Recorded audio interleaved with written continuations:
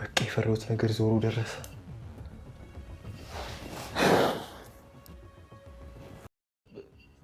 ውሃ አምጪልኝ ብያት ነው። ታዲያ የት አለሁ እንዴ? ማይ ጠጣ ሸና እማይ አሁን ጠጥተዋል ነው ሽንተት ይመጣ ሸና እስኪ ነይ ሊድረስ ዳጣ መጀናጀን ጀመርሽ እንዴ?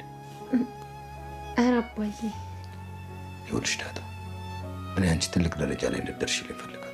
ጣውትን ተስፋ በአንቺ ማግኘት እፈልጋለሁ። እና በእጄ ይጠፋል። እኛ በእጃችን ደም የለም። ለጥላቴ ማልመኝሽ እንኳን ለኔ ምን ማለት ነው? ጋሽ ደረጀ ቆረጡ። ከህሊና መሸሽ አይቻልም። ከህግ መደበቅ፣ ከፖሊስ መሸሽ ቢቻል እንኳን ከአይምሮአችን መሸሽ፣ ከአይምሮአችን መደበቅ አንችልም። የስተመጨረሻ ውሳኔ አቢጌልን አሳልፌ ለህግ መስጠት ነው። አቢጌልን አሳስራታለሁ። 2 ምርጫ ሰጣታለሁ። ልጅ ሰው ገድዬ ግቢያችን እንዲቀበር አድርጊያለሁ ብላ ህግ እንዲስፋረዳት መስጠት፣ አለበለዚያ ደግሞ እኔ ራሴ ሰው ገድዬ ግቢ ውስጥ ቀብሬያለሁ ማለት አሳልፌ መስጠት እኔ ራሴን ሲል ማርታ ነገራት። ወይዘሮ ማርታ በፍጹም አቢጌልን አውሬ ያረጋ ሲጀመር የናታንና የዳጣ መፋቀር ነው። ስለዚህ መጀመሪያ እነሱን ጠይቀህ ሳይሆን በትክክል እነሱ እንዲራራቁ አድርግ። በሁለታቸው መሀል ትልቅ ጋብታ ካለ አቢጌል ትረጋጋለች ስትል አስጠነቀቀች። ጋሽ ደረጀ ሀሳቤን አልቀይርም፣ ፍላጎቴ ይሄ ነው፣ ህሌናዬ እየረበሸኝ ልጁም ያለ ቦታው ተቀብሮ የሰው ልጅ መጨረሻው ሞት ቢሆንም ግን በእምነቱና በቦታው ሲሆን ሁሉም እረፍት ነው። በዚህ የአቢጌል ጭንቀት አለ። በዚህ ግቢ ውስጥ የተቀበረው ሰው አንድ ቀን ተገኘ የሚለው ሚስጥር አለ።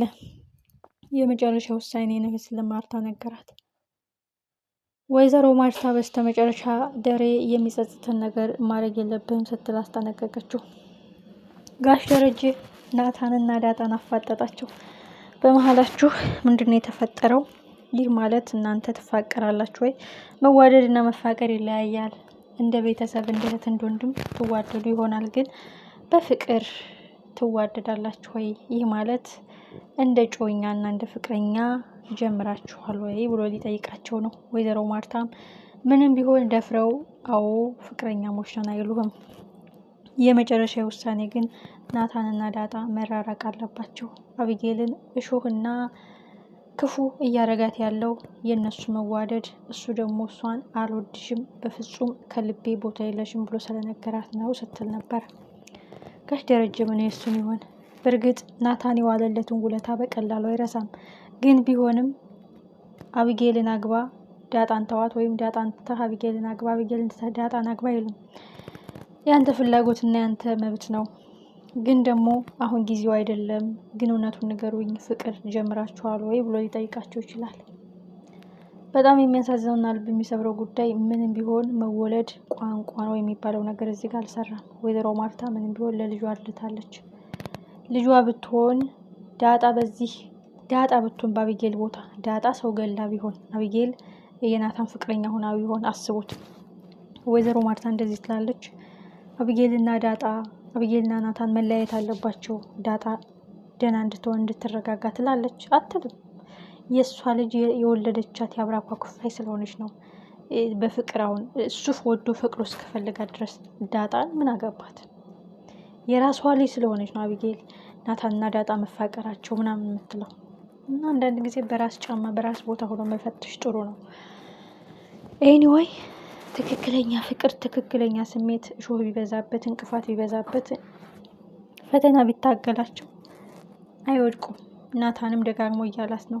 ደጋግሞም ዳጣን ለመጠበቅ ነገራቸውን ሁሉን ነገር ለመጠበቅ ከአቢጌል ክፋት ከአቢጌል ወጥመድ ብዙ ጊዜ አምልጠዋል። አሁን ግን ወይዘሮ ማርታ ነገርየውን ትኩረት ልትሰጠው ነው። ይህ ማለት ልክ እንደ ዲኤንኤ ውጤት ዳጣና ናታን ተከታትላ እጅ ከፍንጅ ልትይዛቸው ነው ማለት ነው። ዛሬ ራሱ ናታን ክፍል ስላየቻት እንዴት እንደሆነች ማለት ነው። ደሬ ስነግረው አላምነኝ ብሎ ግን እናንተ ያው ደቂቃ ሳትቆዩ አንድ ክፍል ናችሁ እያለች ነው። እና በጣም ከባድ ነው። ወይዘሮ ማርታ ነገርየውን ከበድ እያደረገችው ነው። አሁን እሱ ወዶ ፈቅዶ የእሱን በህይወቴ አጋር ትሆናለች፣ የወደፊት የልጆች እናት ትሆናለች። የኔ መስፈሪያ ፍቅረኛዬ ሚስት የምትሆነው የኔ መስፈሪያ እንዲህ ነው ብሎ መስፈርት ያወጣላት ዳጣ ናት።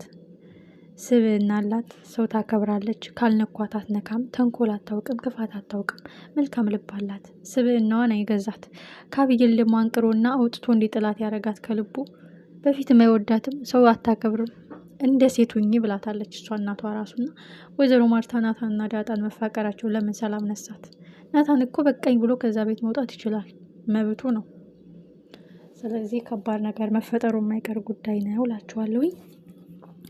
ኤኒዌይ ወይዘሮ ማርታ ነገር እየውን እንደዚህ በጥሞና ከያዘችው ተከታትላ እጅ ከፍንጅ መያዟ የማይቀር ጉዳይ ነው። ጋሽ ደረጀ ግን አቢጌል ናታንን ብትወደውም ዳጣ ግን እንደ ጓደኛና እንደ ወንድም ሊሆን ይችላል እንጂ የምትወደው በፍቅር ደረጃ አይመስለኝም ስትል ሲላትም ወይዘሮ ማርታ በፍጹም እንዋደዳለን እንፋቀራለን ብለው አይነግሩህም። ሲጀመር ድብብቆሽ እያደረጉት ነው እንጂ ፍቅር ከጀመሩ ቆይተዋል። በፍጹም እነሱ መለያየት አለባቸው ስትል ለጋሽ ደረጀ ነግረዋለች። በስተ መጨረሻም አቢጌል ከታሰረች ዳጣና ናታን ነፃ ቢሆን እንኳን ወይዘሮ ማርታ ሰላም ነስቷታል፣ እንቅልፍ ያሳጣታል። ምክንያቱም ዳጣና ናታን በማዋዳዳቸው ብቻ የአቢጌል ነገር እየመጣባት ነው። እነሱን እያየች የናታን አደደች፣ ወደ አውሬነት እየተቀየረች፣ ወደ መጥፎ ባህሪ እየተቀየረች ነው። ክፋት የለመደችው ብላ ማሰብ እየጀመረች ነው ወይዘሮ ማርታ። ኤኒዌይ ትልቁ ጉዳይ አሁን ዳጣ ሳትደብቀው ለጋሽ ደረጀ እውነቱን መናገር አለባት። አዎ ናታንን አፈቅረዋለሁ፣ ይወደኛል፣ እወደዋለሁ፣ ግን አሁን ጊዜው አይደለም። ኖርማን ጀስት እናወራለን፣ ግን እቅድና አላማ አለን። የምንጋባበት በጣም ረጅም እድሜ ረጅም አመት ልንቆይ እንችላለን። ይህ ማለት ማንኛውም ሰው ዩኒቨርሲቲ ላይፍ ሆነው ፍቅር እንደሚጀምሩ ነው የጀመርነው ብላ ግልጹን ብትነግረው ለጋሽ ደረጀ መልካም ነው የሚል ግምት አለኝ። ምንም ይፈጠር ይመስላችኋል? ወይዘሮ ማርታ እንደ አቢጌል ከስራቸው እያለች ማስረጃና መረጃ ይዛ ደረጀ እንዲያስደነግጣቸውና እንዲቆጣቸው ታደርግ ይሆን ወይስ ምን ይፈጠራል? ቀድማ ዳጣ ለደረጀ ትነግረዋለች። ናታንም አቢጌልን አስጠንቅቀዋል። በፍጹም አላገባሽም፣ አልወድሽም፣ በልቤ ቦታ የለሽም፣ ከእህትነት ያለፈ ፍቅር የለኝም፣ አንቺ ግን የእህትነት ፍቅር እንኳን አይገባሽም፣ የክፋትና የተንኮልሽ ጥግ ወደር የለውም ሲል አስረግጦ ነግሯታል። ክፋትና ተንኮሏን እያወቀች የልጇን ወይዘሮ ማርታ ናታንና ዳጣ መቀራረብ የለባቸውም የምትለው ነገር እኔ ብዙም ደስ አላለኝም። ምክንያቱም ቀስ ቀስ እያለች በቤቴ ፍቅር መጀመር የለባችሁ ማለቷ የማይቀር ጉዳይ ነው። ምን ይፈጠራል? በጉጉት